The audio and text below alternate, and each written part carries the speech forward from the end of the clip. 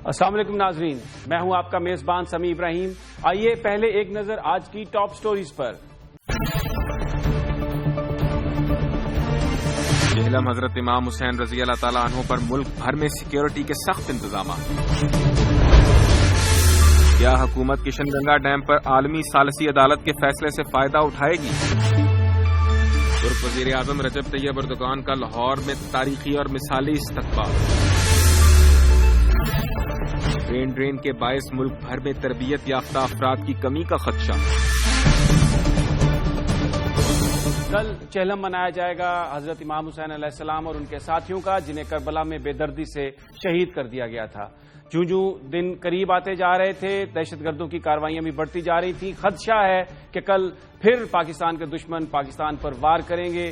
ہو سکتا ہے کہ کسی جگہ کو واقعہ ہو جس سے جو فرقہ واریت ہے اس کی آگ کو بڑھانے کے لیے دہشت گرد یہ طریقہ اختیار کریں۔ لیکن اس وقت جو انتظامیہ نے قدم اٹھائے ہیں سیکیورٹی کے حوالے سے، اس پر بھی بہت سارے اعتراضات کیے جا رہے ہیں، کیونکہ کل چہلم کی تقریبات ہوں گی، جلوس نکلے گا، لیکن آج ہی بہت سارے پاکستان کے بڑے بڑے شہروں میں روڈز کو بلاک کر دیا گیا ہے۔ لوگ جو ہیں وہ بڑے پریشان ہیں۔ کچھ لوگوں کا یہ کہنا ہے کہ سیکیورٹی کے نام پر اس طرح بندوبست کیا جا رہا ہے کہ معاشرے میں جو نفرت ہے ایک دوسرے کے خلاف اس میں اضافہ ہو۔ آج یہ ساری گفتگو کریں گے۔ اس حوالے سے ہمارے ساتھ ہیں علامہ امین شہیدی، اسٹوڈیوز میں موجود ہیں، اور شوکت جاوید صاحب ریٹائرڈ سینئر پولیس آفیسر ہیں، آئی جی بھی رہ چکے ہیں۔ ان سے وہ ٹیلی فون لائن پر ہمارے ساتھ ہوں گے۔ سب سے پہلے میں چلتا ہوں جناب علامہ شہیدی آپ کی جانب۔ علامہ صاحب، یہ ہر سال یہ تقریب ہوتی ہے، چہلم جو ہے وہ یاد کیا جاتا ہے شہدائے کربلا کو۔ ہر دفعہ اس طرح کا واقعہ ہوتا ہے۔ اس وقت جو انتظامات ہیں سیکیورٹی کے اور جس طرح اس کو انتظامیہ ڈیل کر رہی ہے، آپ کیا کہتے ہیں؟ بسم اللہ الرحمن الرحیم۔ سمیع صاحب، آپ جانتے ہیں کہ پاکستان شیعہ سنی نے مل کے بنایا تھا، اور اب بھی شیعہ سنی پاکستان کے اندر مل کے رہ رہے ہیں۔ گلی کوچوں میں کوئی جھگڑا نہیں ہے، محلوں میں کوئی جھگڑا نہیں ہے، یعنی ایک اتحاد اتفاق کی کیفیت اداروں میں، تعلیمی اداروں میں، سڑکوں پہ، محلوں میں موجود ہے۔ یہ جو مشکل ہے یہ کچھ 2-3 دہائیوں سے شروع ہو چکی ہے پاکستان کے اندر، خودکش حملے، ٹارگٹ کلنگز، اس طرح کے اجتماعات کو نشانہ بنانا، اور یہ صرف شیعہ جلوسوں پر نہیں ہے بلکہ اہل سنت کے جلوسوں پر بھی اس طرح کے حملے ہو رہے ہیں۔ میلاد کے جلوسوں پر حملے ہو چکے ہیں۔ پچھلے سال بھی میلاد کے جلوس پہ آپ نے دیکھا ہوگا کہ فیصل آباد میں بھی اور ڈیرہ اسماعیل خان میں بھی حملے ہوئے، اور نتیجتاً بڑا فساد ہوا وہاں پر۔ کچھ عرصے پہلے نشتر پارک میں بھی واقعہ ہوا، اور اس میں 62 کے قریب اہل سنت علماء کو شہید کر دیا گیا۔ یعنی یہ ایک آگ ہے جو دہشت گردی کی شکل میں پاکستان میں سلگائی گئی ہے، اور اس کے اثرات اس وقت بھی پاکستان کا ہر شہری اس کے اثرات کو محسوس کر رہا ہے۔ اب سوال ہے اس کی سیکیورٹی کو کس طرح سے انشور کیا جائے اور کس طرح سے عوام کو ریلیف ملے۔ دیکھیں، جو عقیدے سے متعلق چیزیں ہیں، مثلا چاہے شیعہ ہے چاہے سنی ہے، ان عزاداری کے جلوسوں کو بھی اور میلاد کے جلوسوں کو بھی ایک عقیدت سے مناتا ہے اور اس کو اپنے لیے عبادت سمجھتا ہے۔ اب سوال یہ ہے کہ وہ کون لوگ ہیں جو اس طرح کے جلوسوں کو نشانہ بناتے ہیں اور فتنہ اور فساد پھیلاتے ہیں۔ یہاں پر کچھ ذمہ داریاں بنتی ہیں ریاست کے اداروں کی، اور کچھ ذمہ داریاں بنتی ہیں علماء کرام کی۔ علماء کرام جہاں پر آپس کے فقہی اور جزئی اختلافات ہیں، ان اختلافات کو منیمائز کرنے کی کوشش کریں، یہ ان کی ذمہ داری ہے۔ اسی طرح سے ان اختلافات کو جو میرے ہیں آپ سے ہیں فرض کریں، میں اپنے آپ تک محدود رکھوں، یہ میری ذمہ داری ہے۔ آپ کے معاملات کو آپ پر ڈال دوں، اپنے معاملات کو خود انجام دوں، یہ میری ذمہ داری ہے، اور عقل بھی یہی کہتی ہے اور شریعت بھی یہی کہتی ہے۔ اس حوالے سے علماء کرام کا ایک بڑا فرض بنتا ہے کہ وہ لوگوں کو پرامن رہنے کی تاکید کریں اور ترغیب دلائیں، دہشت گردی، شدت پسندی سے لوگوں کو دور رکھیں، اور ان کو بار بار نصیحت کریں، بار بار واعظ کریں، خطاب میں، خطبوں میں، ممبر سے، اور ریاست جو ہے اس کے ساتھ وہ بھی اپنا فریضہ۔ لیکن جو ریاست کی، یہاں پہ آپ کو روکوں گا کیونکہ شوکت جاوید صاحب ہمارے ساتھ ہیں اور بڑے اہم عہدے پر وہ فائز رہے ہیں۔ ریاست کس طرح سیکیورٹی کا بندوبست کرتی ہے وہ اس سے پوری طرح آگاہ ہیں۔ السلام علیکم شوکت جاوید صاحب۔ جی وعلیکم السلام۔ جی जावेद साहब, आपसे मेरा सवाल ये है कि जिस तरीके से सिक्योरिटी के बंदोबस्त किए गए हैं, मैं बहुत सारे लोगों से मुलाकात हुई, मसलन जैसे पिंडी, इस्लामाबाद है, दूसरे कई बड़े शहर हैं, कंटेनर डाल दिए गए हैं, सड़कों को बंद कर दिया गया है, कोई मुतबादल राउट्स नहीं दिए गए, और बहुत सारे लोग ये कहते हैं कि ये इस तरह की जो सिक्योरिटी का बंदोबस्त है वो बुनियादी तौर पर जो मुख्तलिफ फिरके हैं उनके दरमियान जो एक नफरत है उसमें इजाफा करता है, क्योंकि बहुत सारे लोग हुकूमती मशीनरी के साथ साथ उस फिरके के लोगों को भी अपनी मुसीबतों की वजह करार देते हैं।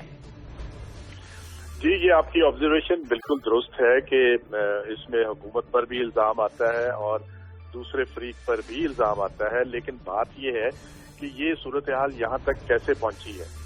मैं समझता हूँ कि जो हमारे सक्सेसिव गवर्नमेंट्स हैं पिछले अदवार में, उन्होंने इस फितने की तरफ कोई तवज्जो नहीं दी जिसका ये मुतकादी था। उन्होंने इससे पहले जो एक सिंसियर एफर्ट हुई इस मामले में, वो मियां नवाज शरीफ साहब जब पिछली दफा जब वज़ीर आज़म पाकिस्तान थे तो उस वक्त उन्होंने एक मुतहदा उलमा बोर्ड बनाया था और उसमें दोनों इतराफ के ऐसे उलमा इकराम को और इस तरह के फुकहा को शामिल किया गया था जो कि दोनों फिरकों की सही नुमाइंदगी करते हैं, वो कोई सरकारी तौर पे बंदे नहीं थे। तो उसका बहुत खातिरखा एक अच्छा नतीजा निकला था। उसमें कोई 63 के करीब कुतब जो दोनों फिरकों की तरफ से लिखी गई थी उनको बैन किया गया और एक मुश्तरका कोड ऑफ कंडक्ट के करीब वो पहुंच चुके थे कि जब उनकी हुकूमत का तख्ता उलट किया गया। उसके बाद से कोई सीरियस एफर्ट नहीं हुई दोनों फिरकों को आपस में करीब लाने के लिए। मैं अलामा साहब से मुकम्मल इत्तेफाक करता हूँ कि शिया सुन्नी आपस में हर जगह पे इकट्ठे रहते हैं, खाते पीते हैं, दोस्तियां हैं, शादियां होती हैं, दोनों मुसलमान हैं अल्लाह के फजल से, और इनके दरमियान में इस तरह के इख्तलाफात नहीं है, फिकी इख्तलाफात थे। ये जो मामला है ये तो पिछले कुछ 20-30 साल से है जो इस तरह से इसने शक्ल इख्तियार कर ली है। लेकिन अब चूंकि किसी भी हुकूमत ने कोई कंक्रीट काम इस सिलसिले में किया नहीं, और कल अब जबकि चेहलम के जुलूस निकलेंगे, रोजादारी को आप रोक नहीं सकते, वो उनका ईमान का एक हिस्सा है, और उस पर इस तरह का इंतजामात करना मेरे ख्याल में इस मुख्तसर वक्फे में हुकूमत के पास इसके अलावा और कोई चारा नहीं है। लेकिन जैसे ये चीज गुजरती है उसके बाद मैं चाहूंगा कि इसके जो लॉन्ग टर्म और शॉर्ट टर्म इसके हल जो है वो मौजूद हैं और उन हल की मौजूद हैं और उसको करना चाहिए। शौकत साहब हमारे साथ ही रहिए, हमारे साथ रहिए। शहीदी साहब, इस पर मैं आपका कमेंट चाहता हूं कि ये जो एक बात है कि फिरकों के दरमियान आपस में जो दूरी है वो बढ़ती है जब ये लोग देखते हैं कि ना डबल सवारी मोटरसाइकिल की बंद है, टेलीफोन सर्विस बंद हो गई, अपने घरों को लोग नहीं जा सकते। ये जो एक मामला है इस पर मैं आपका कमेंट चाहूंगा कि कुछ लोगों का तो ये कहना है कि ये जैसे कि अंग्रेजी में कहा जाता है ना, there is a method to this madness, कि ये भी जो चीज है दर हकीकत ये भी एक बड़ी कैलकुलेटेड सी चीज है।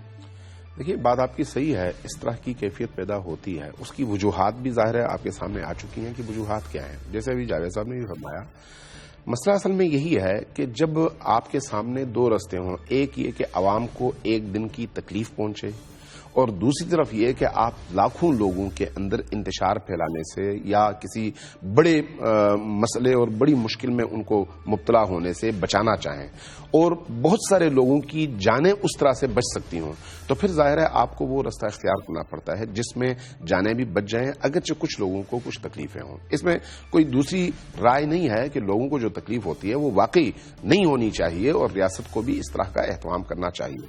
मैं उस नुक्ते की तरफ आऊंगा जिसकी तरफ जावेद साहब ने इशारा फरमाया, उनकी बात बिल्कुल दुरुस्त है। साबिका हुकूमतों ने इस हवाले से कोई सीरियस कदम नहीं उठाया।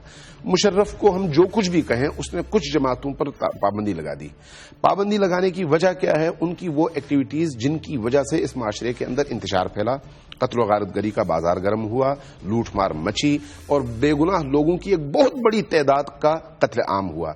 सवाल यह है कि जो भी हुकूमत आए, चाहे किसी भी पार्टी की हो, इस तरह की बैन ऑर्गेनाइजेशंस को रोकने की عملی طور پر کوشش کیوں نہیں ہوتی؟ یہ ظاہر ہے اسٹیٹ کا اور حکومتوں کا فیلئر ہے.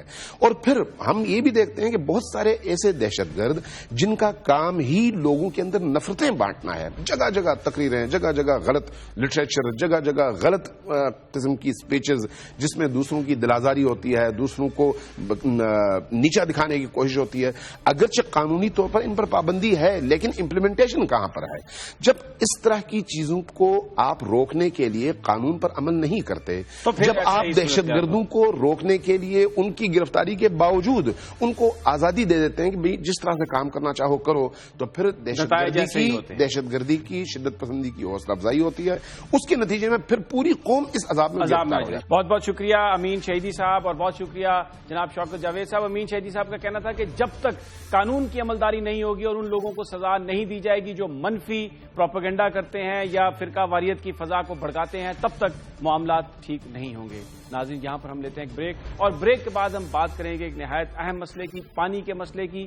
یہ خبریں پچھلے دنوں آپ نے ٹی وی پر سنی ہوں گی کہ شاید پاکستان کشن گنگا پروجیکٹ کے معاملے پر مقدمہ جیت گیا ہے، لیکن اگر ہم ایوارڈ پر نظر ڈالتے ہیں، فیصلے پر نظر ڈالتے ہیں، تو حقیقت کچھ مختلف ہے. پاکستان اپنا مقدمہ جیتا نہیں، ہارا ہے. گفتگو کرتے ہیں اس پر ایک مختصر سی بریک کے بعد.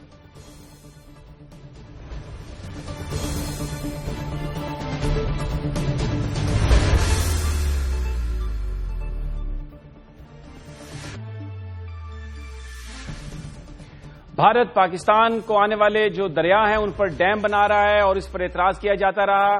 ابھی یہ خبر آئی 2 دن پہلے کہ کشن گنگا جو پروجیکٹ ہے اس پر جو پاکستان کا اعتراض تھا وہ بین الاقوامی عدالت نے تسلیم کر لیا اور بھارت کو یہ کہا گیا ہے کہ ڈیزائن میں تبدیلی لائے. لیکن جب فیصلے پر نظر ڈالی، ایوارڈ پر نظر ڈالی جائے تو ایسا لگتا ہے کہ بات بالکل اس کے برعکس ہے. پاکستان نے 2 اعتراض کیے تھے. ایک تو یہ کہ ویسٹرن ریورز پر کوئی بھارت ڈیم نہیں بنا سکتا، وہ اعتراض بھی مسترد کر دیا بین الاقوامی عدالت نے. دوسرا اعتراض یہ تھا کہ یہ جو پروجیکٹ ہے اس کو اونچا بنایا گیا ہے، اس کی والز اونچی ہیں، لیکن اس کو بھی ریجیکٹ کر دیا گیا. یہ سارا معاملہ ہے کیا؟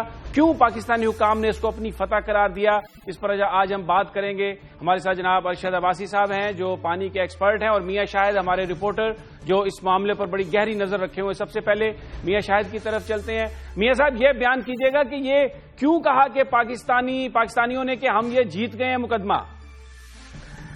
سمیع صاحب، اگر دیکھا جائے تو پتہ نہیں، سمجھ نہیں آتی کہ پاکستانی حکومت نے یہ بات کیوں کہی ہے کہ ہم جیت گئے ہیں. اگر ڈسیزن کو دیکھا جائے یا 2010 سے لے کر اب تک کے تمام مقدمے کو دیکھا جائے تو پتہ چلتا ہے کہ ہم مقدمہ جیتے نہیں، ہم ہار چکے ہیں. اور یہ ہار بھی ہماری اپنی وجہ سے ہوئی ہے کیونکہ ہم نے وہاں پر مقدمہ بڑے ہی کمزور دلائل سے لڑا ہے. ہمارے جو اعتراضات تھے وہ بڑے مضبوط تھے. ایک اعتراض تو یہ تھا کہ سندھ طاس معاہدے کے تحت بھارت مغربی دریاؤں پر پانی، جو مغربی دریاؤں کا پانی ہے اس سے کوئی مداخلت نہیں کر سکتا. بھارت صرف پینے کے لیے پانی استعمال کر سکتا ہے. چند ایکڑ اراضی جو ہے زرعی اراضی اس کو سیراب کر سکتا ہے. اگر وہ بجلی منصوبہ بنا بھی رہا ہے رن آف ریور تو اسی دریا پر پانی جو ہے وہ اتنی ہی مقدار میں چھوڑے گا، وہ اس کو ڈائیورٹ نہیں کر سکتا. لیکن یہاں پر یہ تھا کہ وہ دریا نیلم کا پانی کا رخ موڑ کر باقاعدہ دریا جیلم میں پھینکنا چاہ رہا تھا. ہمارا یہ اعتراض بہت مضبوط تھا کہ بھارت اس دریا پر جو ہے وہ کوئی پروجیکٹ تعمیر نہیں کر سکتا. دوسرا اعتراض یہ تھا کہ کشن گنگا کا ڈیزائن جو تھا وہ اس طرح کا تھا کہ جس سے ہمارا نیلم جیلم ہائیڈرو پروجیکٹ منصوبہ جو ہے وہ متاثر ہوتا تھا اور وادی نیلم کا سینکڑوں کلومیٹر کا ایریا جو ہے وہ ڈرائی ہو رہا تھا. یہ دونوں اعتراض لے کر ہم 2010 میں گئے تھے. کورٹ آف آربیٹریشن میں یہ مقدمہ چلا اور وہاں پر جو ہمارے پینل تھا اس میں ایک سابق صحافی جو ہے وہ پینل کو لیڈ کر رہے تھے جن کو پانی سے متعلق کچھ معلوم نہیں ہے. اب انہوں نے اس مقدمے کو لڑا ہے تو یہی ہوا کہ ہمارا پہلا اعتراض تو اس عدالت نے بالکل اڑا دیا. دوسرے اعتراض کا آدھا سے کم حصہ جو ہے وہ ہمیں دے دیا. جو دریا جس پر ہمارا رائٹ ہے اس سے ہمیں صرف اب 9 کیومک پانی جو ہے وہ ملے گا. یہ کون یقینی بنائے گا سمیع صاحب کہ یہ 9 کیومک پانی بھارت چھوڑے گا؟ کیا وہ 9 کیومک ہی ہوگا؟ وہاں پر کون سا ٹیلی میٹر سسٹم لگے گا؟ اور کیا یہ پورے سار فیصلہ جو آیا ہے اس پر پورے سار قسم کی فتح کا جشن جو حکومت بنا رہی ہے تو اس حوالے سے ڈسیزن کو حکومت نے ضرور پڑھا ہوگا اور ان کے جو ماہرین ہیں انہوں نے بھی پڑھا ہوگا. اس کے باوجود شکریہ میاں شاہد، بہت شکریہ، آپ نے تفصیل سے آگاہ کیا فیصلے کے حوالے سے. اب عباسی صاحب، یہ 9 کیومک پانی بڑی جینوئن ایک بات ہے کہ کوئی ٹیلی میٹر لگا ہوا ہے، کیسے ہوگا؟ اور پھر ہم مقدمہ ہار گئے لیکن ہم یہ ڈرم پیٹ رہے ہیں کہ ہم مقدمہ جیت گئے. یہ غلط انفارمیشن عوام تک کیا کہیں گے؟ سمی، ہمارے میں کمپیٹنس کا حال یہ ہے کہ ہمیں شاید پورا فیصلہ پڑھنا نہیں آتا. اب یہ 58 پیجز کا جو ڈیسیژن ہے یہ پبلک ڈومین میں ہے. کوئی بھی جو فیصلہ پڑھتا ہے دیکھتا ہے اور کہتا ہے بھائی دیکھیں یہ عجیب لوگ ہیں کہ ہارے ہیں، ہارنے کے بعد بجائے یہ کہ یہاں پہ قوم سے معذرت کرے کہ ہم کیوں آ رہے ہیں، یہ بتا رہے ہیں کہ جی ہم تو لینڈ سلائڈ وکٹری ہوئی، ہم تو جیت گئے. دیکھیے پہلا ہمارا اعتراض یہ تھا کہ انڈیا پانی ڈائیورٹ نہیں کر سکتا. انڈیا کو ڈائیورژن کی اجازت فروری 2013 میں مل گئی تھی. اس کے بعد یہ کہا تھا کتنا پانی ہمیں ملے گا، تو اس میں انڈیا نے کہا تھا ان کو جی 4 کیوبکس. تو کورٹ نے خود ایک فیصلہ کیا کہ نہیں بھائی پاکستانی لیگل ٹیم اتنی کمزور ہے، خود اس میں ڈیسیژن میں ہے کہ پاکستانی گورنمنٹ نے کوئی ڈیٹا سبمٹ نہیں کیا. اس میں بڑا کلیئر لکھا ہوا ہے. ہمارا تو یہ حال ہے. پھر کورٹ نے یہ کہا کہ جی ایسے کرتے 9 کیوبکس پانی دریائے نیلم میں چھوڑ دیتے ہیں. ہم ایسے ایک سمپل کے لیے یوں بات کرتے ہیں کہ تقریباً دریا میں پانی ایوریج جو ہے 2.5 یعنی 2.5 ملین ایکڑ فیٹ سال کا ہے. اس میں سے 1.45 وہ لے گے، پہلی پرائرٹی ان کی ہے. اس کے بعد ہمیں ملے گا 1 ملین ایکڑ فیٹ. یہ فیصلے کے اوپر بڑا کلیئر لکھا ہوا ہے. دنیا بھر میں رپورٹنگ اس طرح ہوئی ہے. یہاں پہ یہ کہا جا رہا ہے کہ ہم جیت گئے. ہاں البتہ ایک بات ہے، ایک بڑا کلیئرلی انڈین دیکھیں، بڑے آپ کہہ سکتے ہیں کہ ان کی بڑی ڈیڈیکیٹڈ ٹیم، بڑے ڈیڈیکیٹڈ لوگ ہیں. انہوں نے ایک کام یہ چھوڑا تھا. دیکھیں جی کہ ہم اس میں ایک ڈیزائن میں ہوتی فلشنگ آؤٹ فیسلٹی کہ یہاں پہ جی جو سیڈیمیٹیشن اس میں آ جاتی ہے یا اس طرح آ جاتی ہے، تو ایک جان بوجھ کے انہوں نے ایک پورشن یہ رکھا تھا ڈیزائن میں. پاکستانی ٹیم نے آبجیکٹ کیا کہ یہ نہیں ہونا چاہیے کیونکہ یہ فیسلٹی جو ہے یہاں نہیں ہونی چاہیے. کورٹ نے کہا کہ ٹھیک ہے یہ ہم فیسلٹی ختم کر دیتے ہیں. دیکھیے دریائے نیلم کا مطلب یہ ہے کہ نیلا پانی، جسے کہتے ہیں صاف پانی. یہاں سیڈیمیٹیشن یعنی گدلا ہونے کا تو سوال ہی پیدا نہیں ہوتا. تو اس میں وہ جان بوجھ کے ایک چیز رکھی گئی تھی تاکہ چلیں یہ بھی اس میں خوش ہو جائیں گے.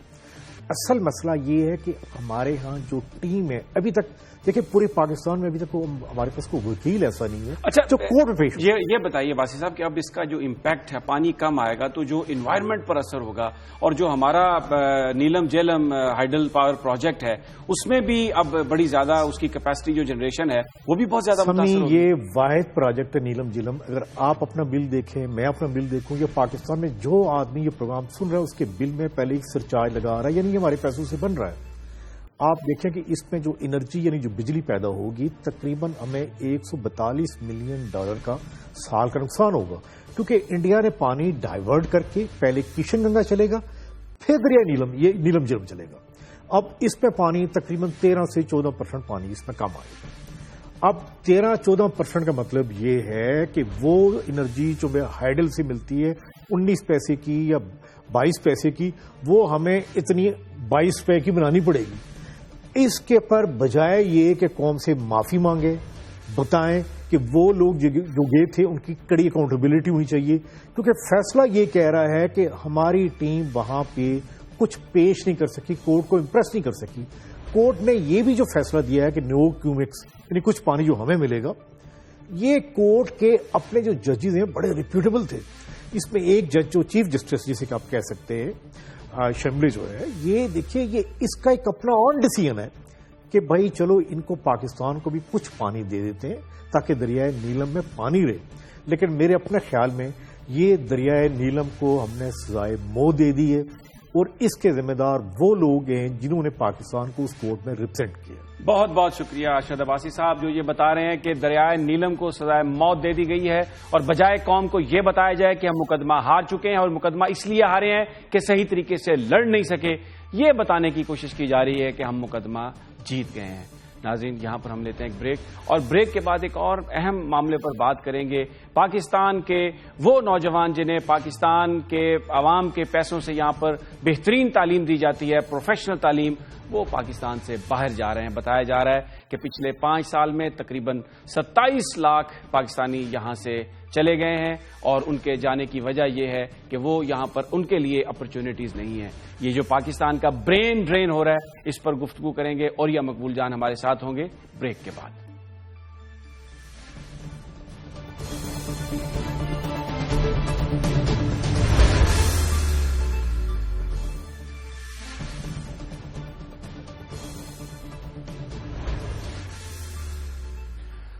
جو خبریں آ رہی ہیں اس کے مطابق بہت بڑی تعداد پاکستانیوں کی ملک کو چھوڑ رہی ہے. یہ وہ لوگ ہیں جو پروفیشنل ہیں, ٹیکنیکل ہیں, جو پاکستان کے میڈیکل کالجز, پاکستان کی انجینئرنگ یونیورسٹی سے پڑھے ہوئے ہیں, تعلیم یافتہ لوگ ہیں, پاکستان کی ترقی کے لیے بڑا کردار ادا کر سکتے ہیں. لیکن یہاں پر ریاست نے وہ کنڈیشنز کریٹ نہیں کی, وہ انوائرمنٹ کریٹ نہیں کی جس کی وجہ سے وہ لوگ باہر جا رہے ہیں. جو ڈیٹا ہمیں اویلیبل ہے اس کے مطابق گزشتہ 5 سال میں 27 لاکھ سے زائد ہنرمند پاکستانی پاکستان کو چھوڑ کر دوسرے ممالک میں چلے گئے, جن میں سعودی عربیہ, جن میں گلف سٹیٹس ہیں, یو کے ہے اور امریکہ شامل ہے. وہاں جا کر یہ پاکستانی ان ملکوں کی خدمات سر انجام دے رہے ہیں. اور جو بتایا جا رہا ہے فگر صرف 2012 میں 41,000 لوگ گئے ہیں, ہنرمند لوگ, انجینئرز اور ڈاکٹرز. اور جو فیکٹس ہیں اس کے مطابق جب ایک ڈاکٹر بنتا ہے تو اس پہ لاکھوں روپے حکومت پاکستان خرچ کرتی ہے. اسی طرح جو انجینئر بنتا ہے اس پر بھی لاکھوں روپے ٹیکس پیئرز منی کا خرچہ آتا ہے. لیکن یہ لوگ جب تعلیم حاصل کر لیتے ہیں تو یہ باہر چلے جاتے ہیں, اور ان کو یہاں رکھنے کے لیے, ان کو روکنے کے لیے, ان کو یہاں پر جاب دینے کے لیے ریاست پاکستان اپنا فریضہ سر انجام نہیں دے رہی. آج ہمارے ساتھ موجود ہیں اوریہ مقبول جان, ان سے ہم گفتگو کریں گے. السلام علیکم اوریہ صاحب. جی وعلیکم السلام ورحمۃ اللہ. اور یہ جو خبریں آ رہی ہیں, جو پاکستان کے ہنرمند اگر دبئی میں جاتے ہیں تو وہاں پر وہ ایمریٹس ایئر لائن کریٹ کر دیتے ہیں, اگر سعودی عرب میں جاتے ہیں تو وہاں پر بہترین آئل ریفائنریز, امریکہ جاتے ہیں تو بہترین ڈاکٹر, بہترین انجینئر پاکستان میں نہیں رہ رہے, ریاست پاکستان ان کو یہاں پہ نہیں رکھ پا رہی. کیا کہیں گے آپ؟ دیکھیں اس میں 2 چیزیں ہیں. ایک تو یہ ہے کہ ہمارا پورے کا پورا ایجوکیشن سسٹم جو ہے وہ اب حکومت سے نکل کے پرائیویٹ لوگوں کے ہاتھ میں چلا گیا ہے, اور 1980 سے لے کے اب تک جو تعلیمی نظام ہمارے ہاں بنا ہے اس نے ایک ایسی نسل پیدا کی ہے کہ جس نسل نے بچپن میں جو نصاب پڑھا تھا, اس میں جو خواب اس نے دیکھے, جو امپریشنیبل ایج کے اندر خواب دیکھے تھے, وہ اس ماحول کے دیکھے تھے جس میں سنڈریلا ہوتی ہے, جس میں لٹل مرمڈ ہوتی ہے, جس کے اندر سانتا کلوز ہوتا ہے, جس کے اندر سنو فال ہوتی ہے. یہ ساری چیزیں تھیں جس کے اندر اس نے بچپن میں ایک ایسے ماحول اور ایک ایسی سوسائٹی کو خواب دیکھا تھا. اچھا, ہوتا یہ ہے کہ او لیول اور اے لیول جو جب سے ہم نے یہاں انٹروڈیوس کروایا ہے اس وقت سے لوگ جو تھے اپنی گاڑیاں بیچ کے, گھر بیچ کے, باقی چیزیں بیچ کے ایک ایسی ایجوکیشن حاصل کرتے ہیں تاکہ ان کی کھپت کہیں باہر ہو سکے. اب 18 ملک دنیا کے اندر ایسے ہیں کہ جن کی growth rate, population growth rate جو ہے وہ اتنی منیمل ہو گئی ہے کہ اپنی سروسز کو مینٹین نہیں کر پا رہے, کیونکہ 2.1% ہونی چاہیے. اس وقت فرانس ہے, جرمنی ہے, اسپین ہے, ناروے کے ممالک ہیں, سویڈن ہے, اس طرح ملک ہیں جن کی 1.6 1.7 پہ ہو گئی ہے. وچ مینز اب انہوں نے ایبل باڈیڈ بندے نہیں چاہیے, اب انہوں نے پروفیشنلز چاہیے. اس کے لیے پاکستان جو ہے وہ اس طرح ہو گیا ہے کہ بچے ٹوکری میں رکھو اور بیچتے ہوئے چلے جاؤ. دنیا کی 5000 سال کی تاریخ میں کوئی ایک قوم ایسی نہیں ہے کہ جس نے کسی دوسرے کی زبان میں علم حاصل کیا اور ترقی کی ہو. وہ اسی طرح کے لوگوں کو پیش کیا کرتے ہیں, اسی طرح کے لوگ باہر جایا کرتے ہیں. دوسری جانب ہوا کیا ہے؟ لیکن اوریہ میرا آپ سے ایک سوال ہے, یہاں پر یہ سارے جو فیکٹرز آپ نے بیان کیے یہ درست ہوں گے, لیکن مجھے یہ بات بتائیے, جب ہم نوجوان ڈاکٹرز کو مال روڈ پر پولیس کے ہاتھوں لاٹھیاں کھاتے دیکھتے ہیں صرف اس بنیاد پر کہ وہ اپنے لیے ایک سروسز اسٹرکچر مانگ رہے ہیں, جب ہم انجینئرز کو بے روزگار دیکھتے ہیں, تو مجھے بتائیے وہ نوجوان کیا کرے گا؟ آپ نے میری دوسری بات نہیں سنی نا. پہلا تو یہ بات ہوا کہ آپ نے پورا ایجوکیشن سسٹم ڈیزائن کیا کہ وہ باہر چلا جائے, اوپر سے پش فیکٹر پل فیکٹر دونوں برابر ہو گئے. دوسرا یہ تھا کہ ہماری پوری کی پوری ایڈمنسٹریٹو مشینری جو ہے اس کے بیوروکریٹس کا ایسا غلبہ ہے کہ آپ نے ذلت اور رسوائی کے علاوہ ڈاکٹرز کو اور انجینئرز کو کچھ دیا ہی نہیں.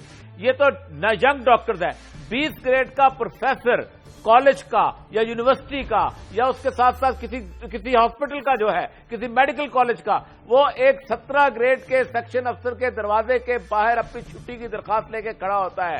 وہ اپنے لیے پروموشن کے لیے وہاں جوتیاں گھسٹ رہا ہوتا ہے. یہ وہ صورتحال ہے جس کے اندر ہمارے بیوروکریٹس نے کوئی پلاننگ نہیں کی, کسی طور پہ یہ نہیں سوچا کہ ان لوگوں کی بھی کوئی عزت و تکریم ہے, ان لوگوں کے ساتھ بھی کوئی اچھا معاملہ کیا جا سکتا ہے, انہیں بھی معاشرے کا بہترین شہری کے تصور پہ پیش کیا جا سکتا ہے.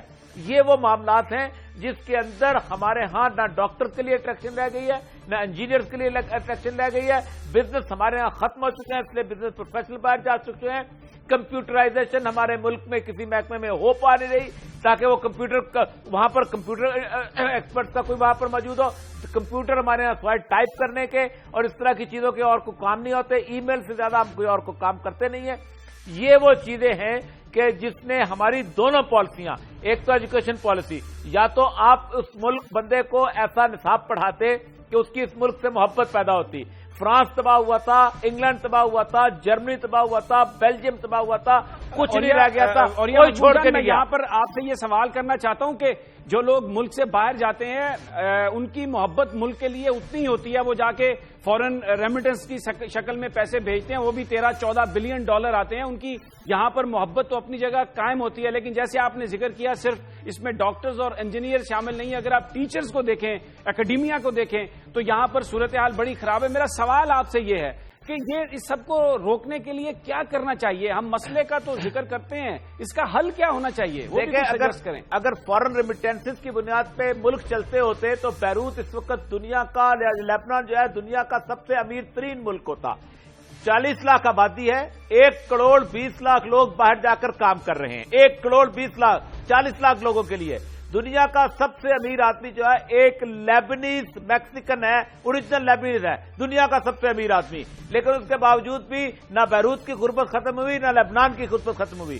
ایک بات یہ ہے کہ ریمیٹنس سے ملک نہیں چلا کرتے, نہ ریمیٹنس سے ملک ترقی کیا کرتے ہیں. ریمیٹنس سے صرف بڑے بڑے گھر بنتے ہیں اور ان گھر کے اندر ایک مائی بیٹھی ہوتی ہے, ایک بابا بیٹھا ہوتا ہے اور اس کے اندر ایک بھینس بندی ہوتی ہے. یہ ہوتا ہے. پاکستان کو اس وقت امیڈیٹلی 2 بڑے بڑے سٹیپس لینے پڑیں گے.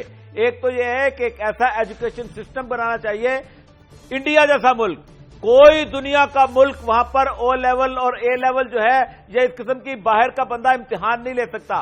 آپ کو اپنا ایجوکیشن سسٹم ڈیولپ کرنا پڑے گا, ٹھیک کرنا پڑے گا, تاکہ محبت اور اس کے ساتھ ایسوسیشن پیدا ہو. ایک چیز. اور دوسرا, آپ کو اپنا پورا ایڈمنسٹریٹو سٹرکچر ریوائز کرنا پڑے گا.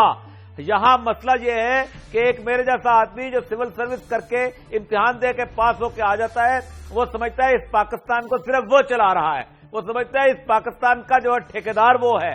وہ جس جگہ پہ جہاں پہ چلا جاتا ہے وہ اس کے نزدیک باقی تمام پروفیشنلز کی نہ کیریئر پلاننگ ہوتی ہے, نہ ان کے لیے اکنامک بینیفٹس آتے ہیں, نہ ان کے لیے گھر اور کالونیاں بنتی ہیں, نہ ان کے لیے GOR بنتے ہیں, نہ ان کے لیے گاڑیاں ہوتی ہیں. کوئی فیسلٹی ہم ان پروفیشنلز کو نہیں دے رہے. آپ کیا سمجھتے ہیں کہ وہ لوگ FSC کے اندر جو کہ انتہائی ذہین لوگ ہوتے ہیں, جو بہترین نمبر لے کے وہاں جاتے ہیں, جب وہ اپنی نوکری ڈھونڈتے ڈھونڈتے سیکریٹریٹ کی چکر لگاتے لگاتے اور اس کے بعد گھر کا کرایہ ڈھونڈتے ڈھونڈتے زندگی صرف کر دیتے ہیں, تو آپ مجھے بتائیے کون یہاں رہے گا اس ملک کے اندر؟ بہت بہت شکریہ اوریہ مقبول جان. بڑا امپورٹنٹ پوائنٹ بتایا آپ نے کہ ایڈمنسٹریٹو ریفارمز کی ضرورت ہے, لوگوں کو انسینٹو دینے کی ضرورت ہے. جو جتنی محنت کرتا ہے, ریاست پاکستان کا فرض ہے کہ وہ ان کو اس کے مطابق معاوضہ بھی دے, ان کے لیے ایسی انوائرمنٹ کریٹ کرے کہ وہ لوگ یہاں پر رہیں. ان لوگوں کی محبت کے بارے میں سوال اٹھانا نامناسب ہوگا, اس لیے کہ وہ اگر پاکستان سے باہر بھی جاتے ہیں تو نہ اپنے ملک کو بھولتے ہیں, نہ اپنے خاندان کو بھولتے ہیں, اور فورن ریمیٹنس کی شکل میں ایک ایسا تحفہ پاکستان کو دیتے ہیں جو ہمارے فورن ایکسچینج ریزرو کو مینٹین کرنے میں ایک بڑی اہم اس کی ایک حیثیت ہے. ناظرین, یہاں پر ہم لیتے ہیں ایک بریک, اور بریک کے بعد ہم بات کریں گے ترکی کے وزیراعظم پاکستان کے دورے پر ہیں, کیا کچھ ہو سکتا ہے ترکی اور پاکستان کے درمیان, اور یہ جو دونوں برادر ممالک ہیں ان کی محبت کس طرح پاکستان کے عوام میں تبدیلی, ان کے حالات میں تبدیلی لا سکتی ہے. لیکن یہ سب ایک مختصر سی بریک کے بعد.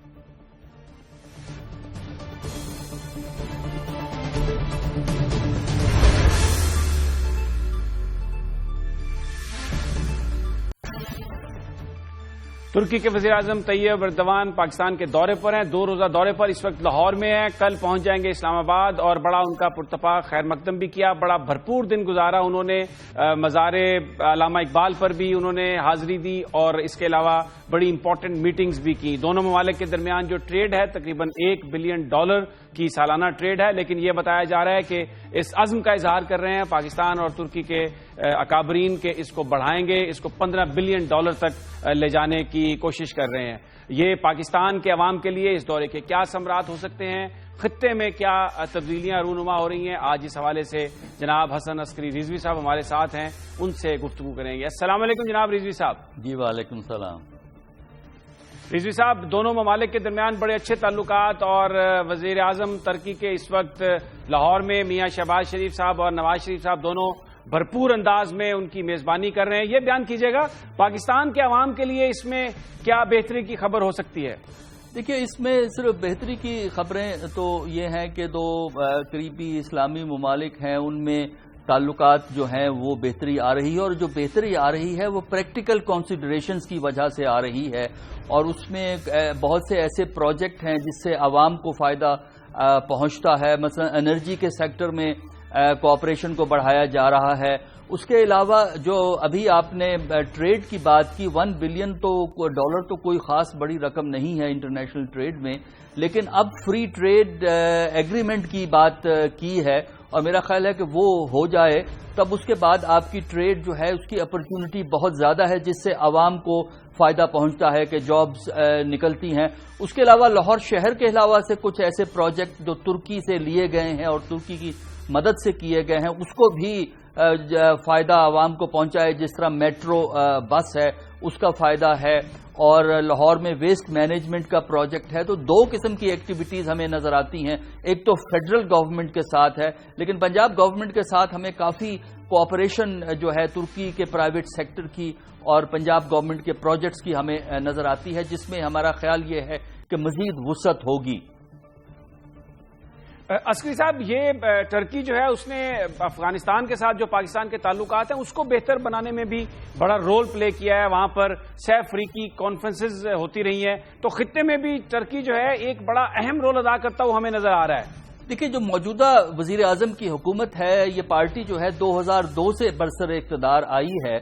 उन्होंने पहले काम किया कि अंदरूनी इक्तिसादियात को बेहतर किया, और उसके बाद रीजनल पॉलिटिक्स में तुर्की का किरदार बढ़ा। हमने मिडल ईस्ट में देखा है कि तुर्की अब ज्यादा एक्टिव रोल प्ले करता है। उसने पाकिस्तान से भी रिलेशनशिप को एक्सपेंड किया है, मगरिब से तो पहले ही ताल्लुकात हैं। और अफगानिस्तान की बात की, अफगानिस्तान के सिलसिले में उन्होंने अफगानिस्तान और पाकिस्तान के दरमियान कई दफा टेंशन हुई कारजाई साहब के गर्मा गर्म बयानों से, उनको डिफ्यूज करने की जो है वो कोशिश जो है वो तुर्की ने की है। मीटिंग्स करवाई हैं माजी में, जिसमें हमारे head of government, head of state और अफगानिस्तान के कारजाई साहब पहुंचे। और उसके अलावा एक और जो बात जो हमारे यहाँ पाकिस्तान में बड़े कम लोगों को पता है कि जो कोलेशन फोर्सेज अफगानिस्तान में मौजूद हैं उनमें तुर्की की फोर्सेस भी मौजूद हैं, और जो हमारी एक पार्टी सामान बंद कर रही है वो उसका इफेक्ट तुर्की की, वो जो थोड़ी हैं फोर्सेस, ज्यादा अमेरिका की हैं, तुर्की की फोर्सेस भी मौजूद हैं। और अगर हम पीछे चले जाएं, यानी आप 2003-4 की बात करें, तो वहां पे तुर्की का कमांडर उसी पोस्ट पे था जिस पोस्ट पे इस वक्त अमेरिकी कमांडर है। तो अफगानिस्तान के हवाले से भी तुर्की की ख्वाहिश है कि ये अफगानिस्तान का मसला इस तरह हल हो कि वहां पे स्टेबिलिटी आए और पाकिस्तान अफगानिस्तान के ताल्लुकात स्मूथ चलते रहें। अच्छा अस्करी साहब, एक कमेंट कीजिएगा, गुज़श्ता दिनों कुछ बदमज़गी हुई यूएई और पाकिस्तान के दरमियान, क्योंकि जो 2020 की एक्सपो कॉन्फ्रेंस थी उसके लिए पहला वोट जो है पाकिस्तान ने टर्की को दिया, और फिर जो आखिरी 2 वोट थे वो तो यूएई को ही दिए। लेकिन गल्फ न्यूज़ में एक बहुत बड़ा इदारिया छपा, बड़ा कॉलम छपा, और ये सवाल किया गया कि पाकिस्तान किसका दोस्त है। कुछ कमेंट कीजिए, वो माजरा सारा क्या था? देखिए, वो एक्सपो इंटरनेशनल एक्सपो होना था, उसके लिए जो वोटिंग हुई है, अगरचे वो यूएई को मिल गया है, यूएई 2nd, 3rd राउंड में जाके जीत गया, तो पाकिस्तान ने पहले राउंड में वोट दिया तुर्की को। उसकी पाकिस्तानी एक्सप्लेनेशन ये है कि हमने तुर्की से 2011 में कमिट कर लिया था, और यूएई ने उनको 2013 के शुरू में उस सिलसिले में राब्ता किया, और जब 2nd राउंड आया, जब तुर्की हार गया, तो उसके बाद फिर यूएई को दिया। तुर्की को सपोर्ट करने की एक तो वजह यही हो गई कि 2000 पे उन्होंने पहले आपसे राब्ता किया, लेकिन उसके अलावा हमने देखा यह है कि हमारे यहाँ शरीफ फैमिली के साथ जो इस वक्त पंजाब को और फेडरल लेवल पे रूल करते हैं, तुर्की की हुकूमत के बड़े करीबी ताल्लुकात, हमें एक पर्सनल लेवल पे ताल्लुकात नजर आते हैं। पंजाब के शहबाज शरीफ साहब तुर्की जा चुके हैं, ब्यूरोक्रेट्स ने दौरे किए हैं, और काफ़ी तुर्की के अफसर यहाँ आते रहे हैं। पुलिस की ट्रेनिंग में भी उनका एक रोल रहा है। तो चूंकि इतने करीबी ताल्लुकात हैं उनके, उसकी वजह से मेरा ख्याल ये है कि हमारी हुकूमत जो कि PMLN कंट्रोल करती है, पंजाब में भी फेडरल लेवल पे भी, उन्होंने तुर्की को पहल दी, और जब तुर्की कामयाब न हुआ तो फिर पाकिस्तान ने यूएई को सपोर्ट किया। तो उस पर यूएई इस पे अस्करी साहब, आपने वो गल्फ न्यूज का वो इदारिया भी पढ़ा होगा, और इसमें कोई शक नहीं कि यूएई पाकिस्तान का बिरादर मुल्क है, तुर्की भी बिरादर मुल्क है, और पाकिस्तानियों की एक बहुत बड़ी तादाद जो गल्फ रियासतें हैं वहां पर रहती है। بلکہ ان کو پاکستان کا سیکنڈ ہوم کہا جاتا ہے. اور پھر خاص طور پر یو اے ای کے ساتھ جو ہمارے تعلقات ہیں، جس طرح سے ہمیشہ یو اے ای نے مدد کی ہے پاکستان کی، تو وہ بھی تو ایک ہمارا بہت ہی گہرے اس کے ساتھ تعلقات ہیں اور بڑی ان کی کنٹریبیوشن ہے پاکستان کے لیے. بالکل آپ نے صحیح کہا، کیونکہ جتنا پاکستانی یونائیٹڈ عرب ایمریٹس میں ہے اتنا ترکی میں نہیں ہے. ترکی میں تو بہت تھوڑے پاکستانی ہیں، کیونکہ ترکی والے سخت بھی ہیں، وہ ذرا سی بات پہ کان پکڑ کے نکال دیتے ہیں.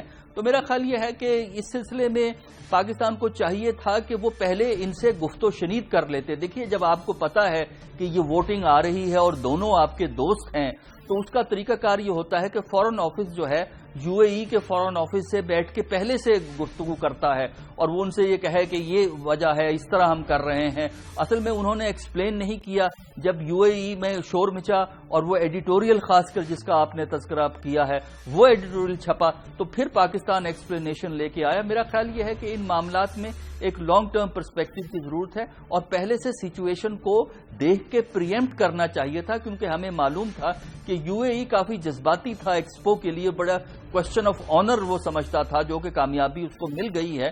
تو اگر پہلے سے بات کر لی جاتی تو شاید یہ شکایت پیدا نہ ہوتی.